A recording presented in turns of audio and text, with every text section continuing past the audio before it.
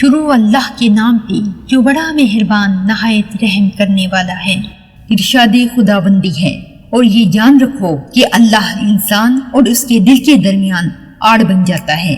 آیت کا مطلب یہ ہے کہ جو بھی حق کا طلبگار ہو، اگر اس کے دل میں کبھی کسی گناہ کا خیال آ جائے اور یہ شخص اللہ کی مدد طلب کر کے اس گناہ سے بچتا رہے، تو اللہ تعالیٰ اس شخص اور اس کے گناہ کے درمیان آڑ اور رکاوٹ بن جاتے ہیں اور یہ گناہ سے باز رہتا ہے۔